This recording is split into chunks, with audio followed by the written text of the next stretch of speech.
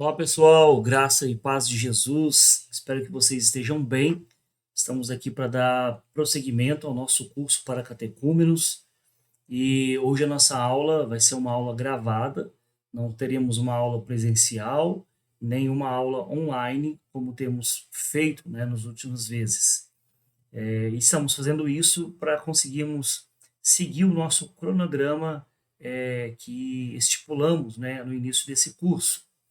Então, algumas aulas nossas elas serão gravadas, tá bom? Vou disponibilizar essas aulas aqui no YouTube e você pode anotar suas dúvidas. E quando tivermos então nosso encontro online ou presencial, nós tiramos então as dúvidas necessárias. Eu quero explicar para você que hoje nós vamos trabalhar além do nosso livro base, que estamos abordando, Introdução às Doutrinas da Graça, o Manual Reformado de Discipulado do Reverendo Leandro Lima. Nós vamos também, e hoje um pouco mais, trabalhar esse livro aqui também, usar esse livro aqui também, Curso para Catecúmenos, do Reverendo Adão Carlos Nascimento. Esse livro nós utilizamos ele no curso da última turma. Então, hoje nós vamos usar esses dois livros, porque vamos trabalhar um tema aqui muito importante, muito interessante. Na verdade, a proposta inicial seria trabalhar dois assuntos, mas em decorrência do tempo eu vou dividir a nossa aula. Vamos lá então? Beleza, estamos aqui então, introdução às doutrinas da graça, o manual reformado de discipulado, né? E vamos começar então nossa aula aqui. Os dois assuntos propostos aqui seria Santa Ceia e o que a Bíblia fala sobre dízimo. No entanto, eu vou me deter somente nesse primeiro, Santa Ceia, tá bom? E depois a gente, em uma aula específica, a gente fala sobre o dízimo. No nosso cronograma está dessa forma, a gente abordaria esses dois temas, mas como essa aula é uma aula gravada, eu vou gravar então os assuntos separados, tudo bem? Vamos lá então pensar aqui sobre esse assunto e a sua importância. Veja bem, a igreja ela é uma organização instituída por Deus para arrebanhar o seu povo. E o batismo, ele é a porta de entrada na igreja, né? O batismo que nós já trabalhamos. Se o batismo é a porta de entrada da igreja, o batismo como sendo um dos sacramentos proposto por Jesus, a ceia ela é um meio de graça para fortalecimento da igreja, bem como também uma forma de manter a igreja unida. O batismo, você entra na igreja e a ceia, você tem um fortalecimento, ou talvez alguns vão dizer de manutenção. Então, assim como o batismo ele é o sucessor da circuncisão lá do Antigo Testamento, a ceia ela é sucessora da Páscoa, não é? Isso precisa ficar claro, então. E aí nós temos aqui, então, a história da Páscoa, a história da Páscoa. E eu quero, então, convidar você a fazer essa leitura comigo. Está em Êxodo, capítulo 11, versículos 4 a 7, que diz assim: Êxodo, capítulo 11, versículos 4 a 7, que diz assim: Moisés disse, assim diz o Senhor, cerca da meia-noite, passarei pelo meio do Egito, e todo o primogênito na terra do Egito morrerá, desde o primogênito de Faraó, que se assenta no seu trono, até o primogênito da serva, que está junto a Mó, e todo primogênito dos animais. Haverá grande clamor em toda a terra do Egito, qual nunca houve, nem haverá jamais. Porém, contra nenhum dos filhos de Israel, desde os homens até os animais, nem ainda um cão rosnará, para que saibais que o Senhor fez distinção entre os egípcios e os israelitas. Então, a partir desse momento aqui, então, desse momento, nós temos a história, né, da Páscoa sendo delineada, sendo ela a base para aquilo que nós vamos estudar, que é a Santa Ceia. Não é? Então, vamos ver alguns elementos importantes aqui. Na conversão, começa o processo de santificação, que é o que? O ato de Deus ministrar a sua graça sobre nós. Né? Uma graça que irá nos transformar a ponto de mudar completamente a nossa vida. Isso é muito importante a gente entender isso. E a ceia, então, ela é um instrumento dessa graça, porque nos sustenta e renova nossas forças espirituais. Nós sabemos que sem alimento nós não conseguimos, né, viver, bem como também sem o alimento espiritual nós não vamos conseguir também sobreviver, né, às muitas coisas que passamos por nossa jornada, né, com Cristo. E aí, então, continuando aqui, a ceia é o nosso alimento espiritual. E participar dela, então, é o que? É a garantia de sustento e renovação espiritual. Por isso, a nossa visão da Santa Comunhão é muito diferente da Igreja Romana, porque para ela, né, para a Igreja Romana, a comunhão possui uma graça salvadora. Só que nós cremos que a graça que encontramos na ceia confirma que nós somos salvos e nos capacita a continuarmos salvos. Essa é basicamente a diferença. Através então da ceia, o Senhor nos alimenta espiritualmente, porque ele oferece o seu corpo, o seu sangue, como um alimento espiritual. E isso que tem que ficar claro para nós. Existe uma divergência, uma diferença na percepção que nós, protestantes, né, evangélicos reformados, temos a respeito da ceia e, no caso, a Igreja Católica Romana. Né? E aí, o que, que é a ceia para nós? Né? Em primeiro lugar, aqui, seguindo o que o livro do reverendo Adão Carlos coloca, né? Os Paracatecúmenos, ele coloca em primeiro lugar como memória e bênção. O que, que é isso? Nos evangelhos, nós temos o relato da última ceia de Jesus com seus discípulos. E Jesus, ele sabia que aquela seria a sua última noite e que poderia estar a sós com seus amigos, então, né? E ele então escolheu aquela ocasião para conceder um dom maravilhoso à sua igreja antes, né, da sua partida. Então, nesse momento, Jesus vai compartilhar algo que até hoje nós celebramos, né, nós compartilhamos. Naquela noite, então, a última ceia, Jesus ordenou ao seu povo participasse da união com ele. Não é? Jesus ordenou que o seu povo participasse da união com ele. E o significado daquela cerimônia está intimamente ligado à obra de Jesus. Por isso, Jesus vai dizer da seguinte forma, né, nós conhecemos bem ali aquele texto de Mateus 26, versículos 26 a 28, onde também depois o apóstolo Paulo vai falar desse momento aqui na sua carta aos Coríntios.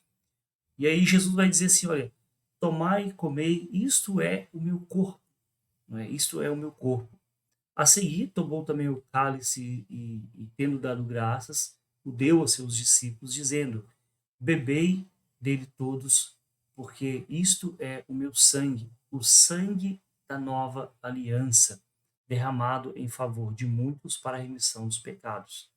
Aqui é oportuno a gente lembrar que no Antigo Testamento, todo aquele ritual, né, aqueles sacrifícios que eram feitos no templo, eles apontavam justamente para o sacrifício de Jesus. Então, aqueles rituais que simbolizavam, né, o perdão dos pecados, eles são consolidados agora na morte de Jesus, que é o sacrifício vivo e verdadeiro, puro, né, único, permanente, de maneira que, ao participar então do seu sacrifício, nós temos a remissão dos nossos pecados. Por isso Jesus vai dizer, tomai, comei, isto é meu corpo. Depois a seguir tomou também o cálice, tendo dado graças, deu aos discípulos e disse, bebei dele todos, porque isso é meu sangue, o sangue da nova aliança. Porque a antiga aliança, ela estava baseada, fundamentada nesses rituais onde animais eram mortos, né? E o sangue desses animais simbolizava ali, de forma transitória, né, o perdão dos pecados, apontando, sim, pela fé, para o sacrifício que haveria de vir, né, o sangue da nova aliança, que é o sangue de Jesus. Muito bem, continuando aqui então, a gente precisa compreender também que poucas expressões têm sido mais controversas na história da igreja do que isto é o meu corpo. Quando Jesus pega o pão, parte o pão e diz, isto é o meu corpo. Bem como também, isto é o meu sangue, quando ele passa ali o cálice, né, do vinho para os seus discípulos. Então, infelizmente, aquilo que foi dito para unir os crentes, né, os cristãos, até hoje, né, até o dia de hoje, continua separando. Por quê? Por causa da percepção que as pessoas têm e do significado que elas dão a essas expressões. Isso é meu corpo e isto é o meu sangue. Então, aquilo que era para unir acabou, né, separando, né, os cristãos. A gente vai ver que existem algumas percepções diferentes a respeito disso. Daí a gente tem que pensar, né, que o que não é a ceia do Senhor? Né? O que não é a ceia do Senhor? A ceia do Senhor, ela não é a transformação do pão e vinho em sangue e carne de Cristo. Ela não é isso. No entanto, a Igreja Católica Romana chama essa doutrina de transubstanciação, ou seja, ela ensina que realmente há uma mudança essencial nos elementos, pão e vinho. Então, eles entendem que a transubstanciação é isso, é uma mudança de substância, né, dos elementos ali que são, no caso, o pão e o vinho. Transubstanciação é defendida pela doutrina, pela Igreja Católica. O pão se torna carne e o vinho se torna o sangue de Cristo, mediante a oração feita pelo sacerdote. É aquele momento onde o sacerdote católico faz a oração consagrando os elementos. Na visão de mundo católica, os elementos se transformam, né, no corpo, né, na carne e no sangue de Jesus. Nós acreditamos que não é isso, né, não é a transformação do pão e do vinho. Pois bem, o que não é a ceia do Senhor ainda, perdão, ela também não contém a presença física de Cristo nos elementos. Os nossos irmãos luteranos, eles ensinam que no momento do ritual da Santa Ceia, o corpo e sangue de Cristo se tornam presentes no pão e no vinho. A essa doutrina eles chamam de consubstanciação. Veja bem que é diferente de transubstanciação. Na transubstanciação há uma transformação. Na consubstanciação, defendida por nossos irmãos luteranos, o pão não se transforma no corpo, mas está presente em, com e sob o pão durante a celebração.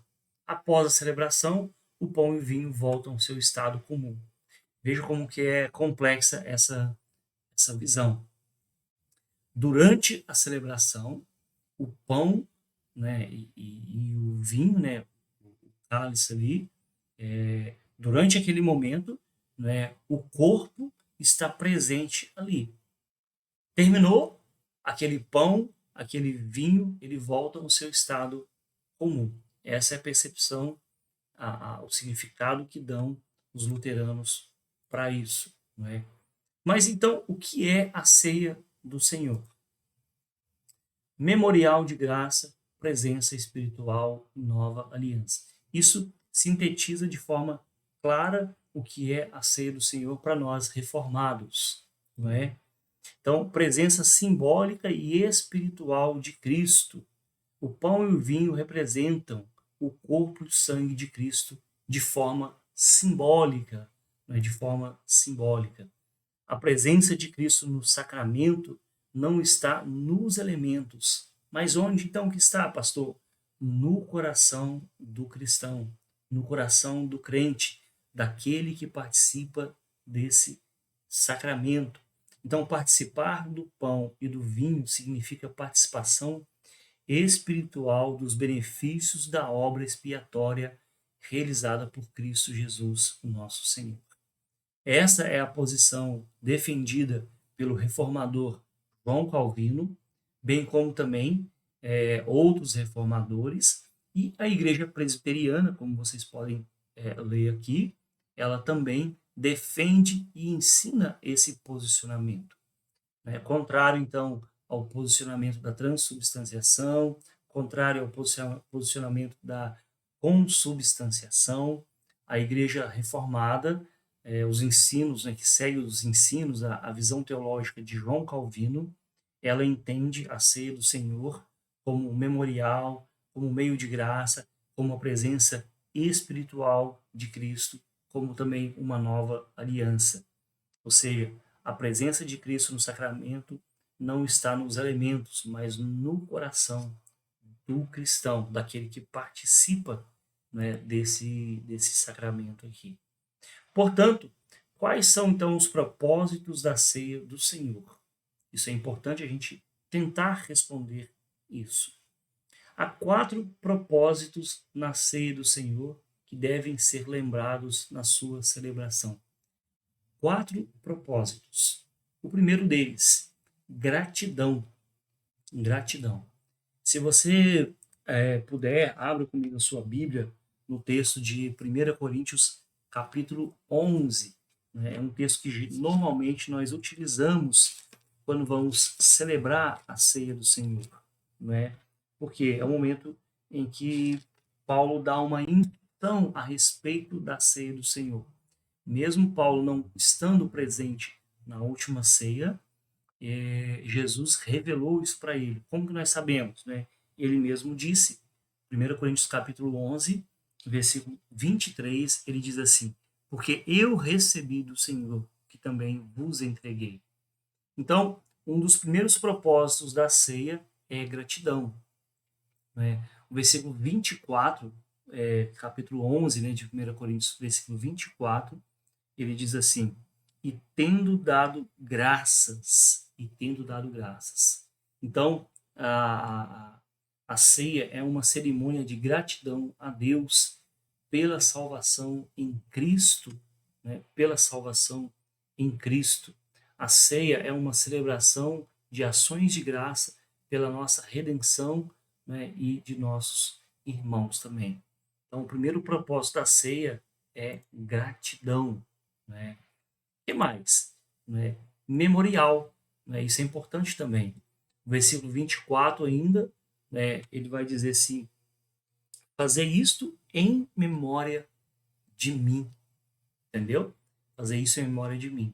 A palavra em memória, né, anamnesis, né, indica trazer de novo, o trazer de novo a memória ou o lembrar-se de uma experiência. Então, devemos, durante a ceia, né, lembrar do sacrifício de Jesus na cruz por nós, por amor a nós. Por isso é um memorial, porque você se lembra daquilo que Cristo fez por nós, por amor, né, nos libertando, nos salvando, né, dos nossos pecados. Bem como também ela é comunhão. Né? Mantemos comunhão uns com os outros por causa do sangue de Jesus. Então, além de memorial, é comunhão. Né? Nós mantemos comunhão uns com os outros pelo sangue de Jesus, por causa do sangue de Jesus, que nos une num só corpo. Né? Então, na ceia temos a comunhão daqueles que foram santificados pelo corpo, né, e pelo sangue de Jesus. Esse é um outro aspecto, um outro propósito da ceia, trazer essa comunhão preciosa no sangue de Jesus. Aqui tem algumas referências, né, no caso aqui, eu indico você tá acompanhando aqui essas referências, A gente não vai ler para não se estender muito aqui, tá bom? Mas eu recomendo aqui a leitura desses textos. E também um outro propósito, né, o quarto propósito, que é a proclamação. Né? O versículo 26 de 1 Coríntios vai dizer: porque todas as vezes que comerdes este pão e beberdes este cálice, anunciais a morte do Senhor, até que ele venha. Esse propósito é o que nos motiva a pregar, né? Porque a ceia tem esse propósito também de proclamação, né?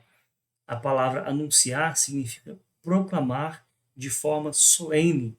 Então, a ceia proclama o sacrifício de Jesus, né, de forma visível, através desse ritual solene, né, que nós damos graças a Deus por podermos participar dele, tá bom?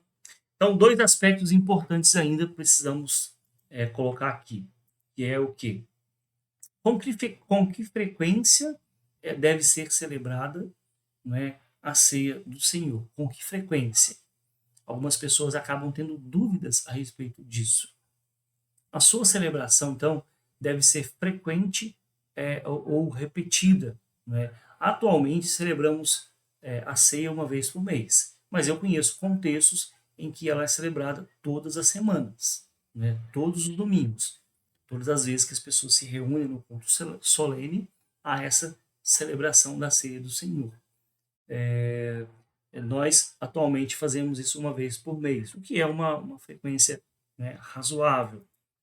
Outra coisa, qual é o seu prazo de validade? Até quando a gente vai celebrar a ceia do Senhor?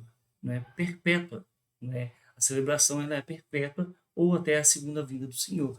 Quando então celebraremos com Ele, né? Estaremos com Ele definitivamente, né? Participando do grande banquete, da grande ceia. Outra questão importante: quem participa da ceia do Senhor? Veja bem, a ceia do Senhor, então, é para todo cristão salvo e que está integrado na comunhão da igreja. Então, um descrente ou uma pessoa não regenerada, né, ela deve ser orientada a não participar. Você é um cristão, né? Você crê em Cristo Jesus pela fé no sacrifício de Jesus. Você crê que Jesus é o seu único e suficiente Salvador? Único porque não tem outro, e suficiente porque não precisa de mais nada. Você crê nisso, né? Então, isso é um indicativo de que você é uma pessoa regenerada. Daí é importante você estar integrado na comunhão de uma igreja, né? Da igreja do nosso Senhor Jesus Cristo. Eu não estou falando aqui de placa de igreja, mas da igreja do nosso Senhor e Salvador, Jesus Cristo, tá bom? Então, um descrente, ele deve ser orientado a não participar desse momento solene. A preocupação do apóstolo Paulo é como os crentes devem participar da ceia do Senhor. Isso é uma preocupação também, né, dos apóstolos. Vejamos aqui. Em primeiro lugar, evite participar indignamente. Indignamente.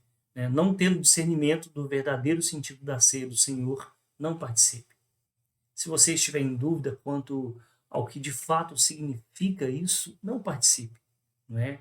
Pois as coisas sagradas não devem ser tratadas de maneira leviana ou irreverente.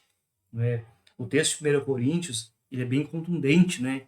Ele vai dizer assim: examine-se, pois, o homem a si mesmo, e assim coma do pão e beba do cálice.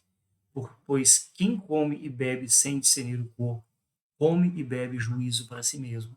Então a ceia, ao mesmo tempo que é uma bênção, pode ser uma maldição para aqueles que comem e bebem sem discernir, sem compreender, né, o que de fato estão fazendo, né, naquele momento ali. Então isso precisa ficar claro para a gente. O que mais? Quem participa também, continuando aqui, evite participar sem um autoexame. Né? Essa palavra aqui, né, versículo 28, 1 Coríntios capítulo 11, versículo 28, né, diz assim: examine-se, pois o homem a si mesmo. Né? E a palavra aqui, examine-se, né, examine o homem a si mesmo, dokimatzeto, significa testar ou aprovar. Então, antes de participar da ceia do Senhor, o cristão, né, a pessoa que crê, deve pedir perdão pelos seus pecados e também pedir para Deus ajudá-lo a perdoar aqueles que lhe ofenderam. Pede perdão, libera perdão, né, bem como também pede a Deus para que as pessoas que nós ofendemos possam também nos perdoar. Isso é importante. Faça esse autoexame, examine-se a si mesmo, não é? E outra coisa importante aqui, o objetivo do autoexame não é deixar de participar da ceia do Senhor, mas sim se arrepender diante de Deus pelos pecados cometidos, pedir perdão, né, e assim comer e beber. A ceia do Senhor, então, é uma oportunidade de recomeço. Vamos supor que você, no momento da ceia, está fazendo esse autoexame, você se lembra que você cometeu um pecado, que você está em pecado. E o que você faz então? Ah, eu fiz um autoexame, eu cheguei à conclusão de que eu não posso participar. Não, não é isso. O objetivo do autoexame não é deixar de participar da ceia, pelo contrário, né? É um momento e uma oportunidade para recomeço. Ao fazer esse autoexame, você determinar no seu coração de que vai deixar essa prática pecaminosa, seja ela qual for, seja uma prática pontual ou uma prática contínua. Você então vai renovar, é um momento de renovação, né? Eu examino a mim mesmo e faço o seguinte, chego à seguinte conclusão: eu não vou continuar pecando, né? Eu não vou continuar nesse pecado, eu vou parar, né? Porque eu quero continuar tendo comunhão com o corpo, né, de Cristo Jesus, o nosso Senhor. Evite participar também sem discernimento do corpo, né? Precisamos compreender que o corpo de Cristo foi partido na cruz por nós. Também precisamos compreender que a igreja é o corpo místico de Cristo, né? A igreja é o corpo místico de Cristo. Por esse motivo, as crianças mesmo batizadas não participam da ceia do Senhor, porque entende-se então que as crianças não têm esse discernimento do que seria, né, esse sacramento, né, e o participar dele. Paulo deixa claro que as consequências então da participação da ceia do Senhor de maneira leviana são, em primeiro lugar, ser julgado e disciplinado pelo Senhor com fraquezas, doenças e mortes. Né? 1 Coríntios capítulo 11, versículo 30. Olha só. Eis a razão porque há entre vós muitos fracos e doentes, e não poucos os que dormem, ou seja, que morrem. Por quê? Porque comem e bebem sem discernir o que está acontecendo ali, não é? Mas continuando aqui então, para a gente concluir então essa parte aqui, não é? Essa nossa aula, os dois sacramentos instituídos por Jesus, né, por nosso Senhor Jesus Cristo, são o batismo e a ceia do Senhor. E eles são sinais, né, e selos do pacto da graça. Né? O que sinaliza, o que sela o pacto da graça de Deus com o seu povo? O batismo e a Santa Ceia. Né? Eles são também instrumento de Deus, que Deus usa para fazer uma diferença visível entre os que permanecem, né, os que pertencem à igreja e os de fora da igreja. Né? Quem participa, né, da igreja come e bebe do pão, né, é batizado. Quem não, né, não é batizado, não participa. Né?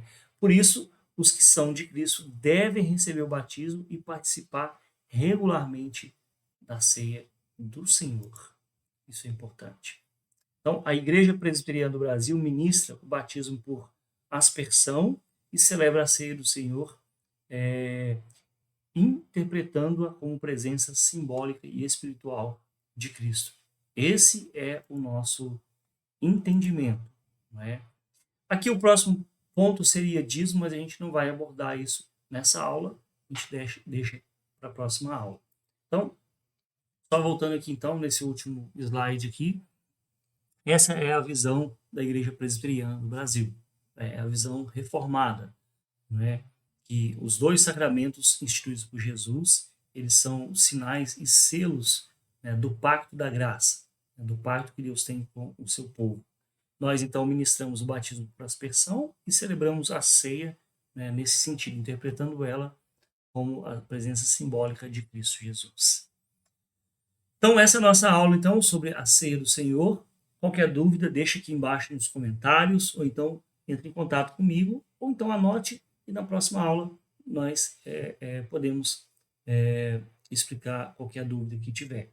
Lembre-se, então, de ler o capítulo desse livro, né, em especial porque nós utilizamos aqui muito mais hoje nessa aula desse livro, né, Classes Catecúmenos, mas não deixe também de ler o capítulo sobre a ceia do Senhor, o nosso manual reformado de discipulado.